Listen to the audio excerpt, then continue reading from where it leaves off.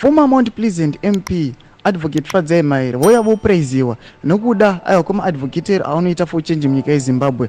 Fadzai Mahere munomuziva kuti aiwa ndiye mumwe akaresigna nokuda kwokuti aiona kuti zviri kuitiwa nethe ruling party ZANU-PF hazvisiri izvo. Saka napinda mashoko ataona aiwa achipraiziwa. Notivo subscribe like kuti on the bell icon. Notinoziva aiwa pane munhu anonzi Lin M paX handle pake anouya a politician anouya nyora achiti I know why Advocate Fadzai Mahere is the target. When she resigned from her position as MP for Mount Pleasant and left parliament, she cooked the frauds by action. They see her as a traitor and they hate her courage to up and leave the poison chalice. They don't know what to do with her and they are waiting eagerly for her to post something about them.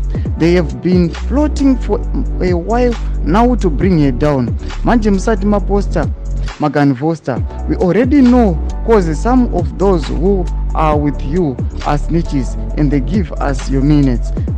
Hashtag tinge tichikuonai.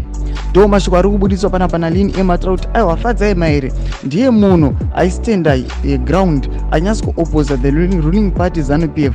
Zvese zvakaita zvefraud aivaudza chokwadi, anyatsa kuvaudza diligent and vigilant, anyatsa kuvaudza kuti izvi zvamuri kuita hazvisiri izvo. Anga asikambonyari sezvatinoita sezvatinoona zvinoitwa nemamwe ava ma-MPs vanenge vachinyara kana vachitya vachiti aiwa pamwe tinozodzingiwa, asi Fadzai Mahere anyatsa kustenda his ground. Ndo mashoko ari kuuya panapa achitaurwa. Saka chimbotudze mafungiro enyu muri kudii pamusoro paAdvocate Fadzai Mahere pena comment section medu. Subscribe, like, turn on the bell icon.